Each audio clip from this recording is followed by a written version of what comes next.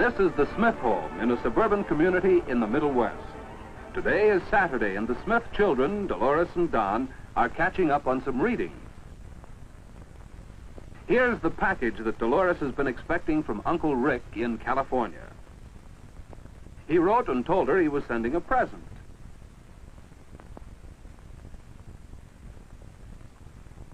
It's a doll, a beautiful Spanish doll. Dolores has never seen this kind of a doll before. Do people in California wear clothes like these? Perhaps her brother Don can explain. It's an interesting story. You see, even today, costumes like this are worn occasionally in those parts of our country where Spanish influence is still strong. These costumes of old Spain are worn for special occasions in some American cities that celebrate their Spanish origin. Yes, the language, the dress, and the romantic customs of Spain have left their influence on our way of life. Even the names of the original Spanish settlers remain in our towns and cities. But how and where did this Spanish culture reach our country? It was Columbus who brought the flag of Spain to the New World when he landed in the West Indies. Some years later, the Spanish settled on the peninsula, which they named Florida. There, they founded the town of St. Augustine. Today, St. Augustine, almost 400 years old, reminds us that the Spanish were the very first to bring European civilization to the New World. The castle of San Marcos is the oldest standing fortification in our country. Its thick walls show the importance which the Spanish put upon military power. The early Spanish explorers were not farmers and workers, but soldiers. Wherever they went, they planted their flag as conquerors, or as they called themselves, conquistadores. The West Indies and Florida were among the earliest regions settled by the Spanish. Before 1600, the conquistadores had occupied Mexico and were pushing into the land they named New Mexico. This was the Southwest, the second region of our country to come under Spanish influence. Today, the governor's palace in Santa Fe looks much as it did when it was the headquarters of the Spanish government in the Southwest. There are many traces of this Spanish life. For example, the town plaza, or open square, which the Spanish used, was a typical feature of Spanish town planning. Another feature of Spanish life was the church. Wherever they went, the Spanish established their religion. In addition to their government, town planning, and religion, the Spanish brought their system of land ownership. The unit of this system was the hacienda. The hacienda was actually a community under control of the hacendado, or Spanish owner. To their new lands in the Southwest, the Spanish brought horses and sheep and longhorn cattle. Longhorns were the first cattle to set foot on American shores. Brought by the Spanish in 1521, they spread rapidly and were the beef cattle in the early days of our West. Today, modern cattle breeds have replaced the longhorns, and the modern American rancher has taken the place of the Spanish hacendado. Our ranching industry owes much to the Spanish, who were the very first to bring horses and cattle to our western ranges. Even our word ranch comes from the Spanish word rancho. In Spain, the cattle herder rode on horseback and was called a vaquero. In our country, the word vaquero became buckaroo, the American cowboy. He still uses the sombrero, or big hat, to shade his eyes, the lariat to rope the cattle, and sometimes chaps to protect his legs from thorns. Did you know that these are Spanish words? Lariat means the rope. Chaps are from the Spanish chaparejos, and sombrero means shade.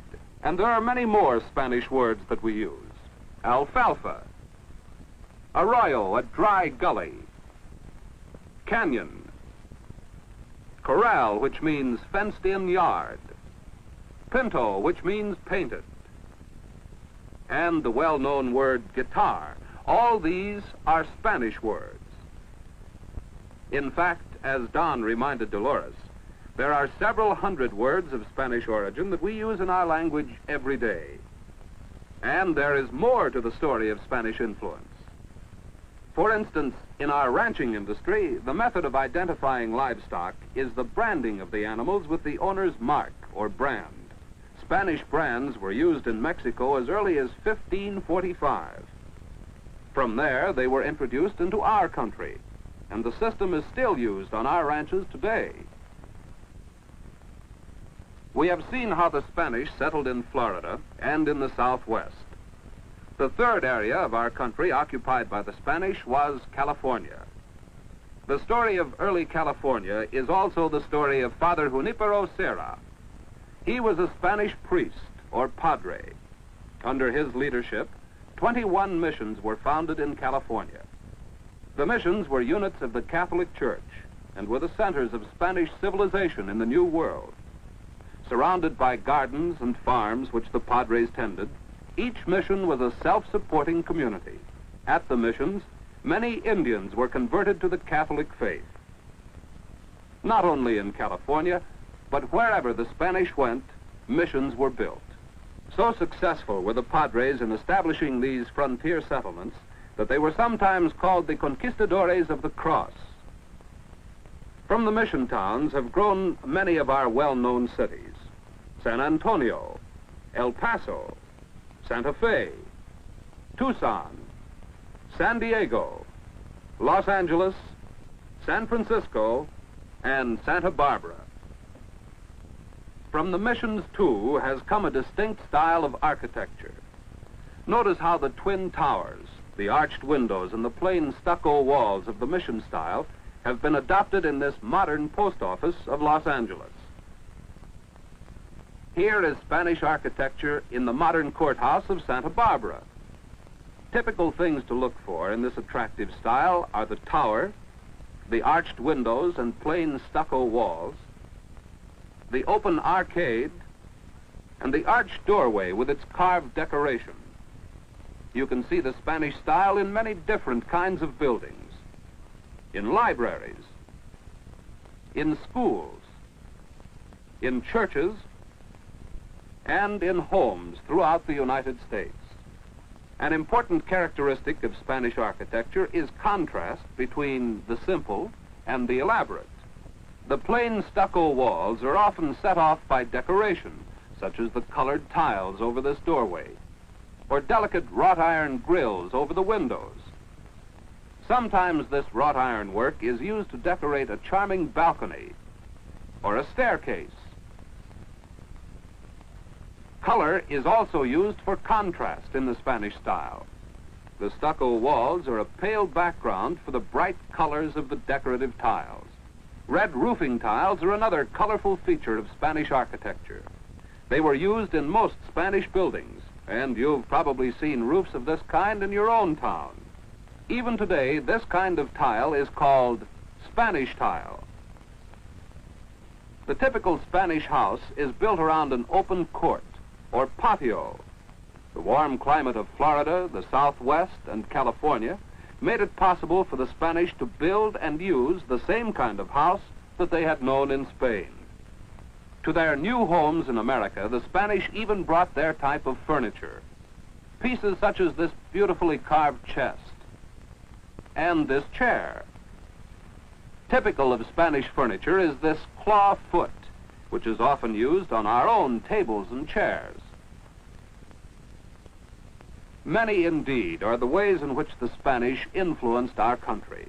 Their dress, their language, their customs, their architecture, and their religion are all part of a way of life that has been called the most romantic and beautiful culture ever developed in the United States. Today, Spanish influence can be found in every part of our country. Yes, it's right here in the Smith home, as Dolores has just realized. Their house is of Spanish style. There is the stucco, the round arch, and the red tile roof. And Don reminds Dolores that her own name, Dolores, is Spanish. And so she has learned a few of the many things that have come from Spain to us. Yes, even some of our music shows the same influence, the Spanish influence that has become a part of our own daily lives.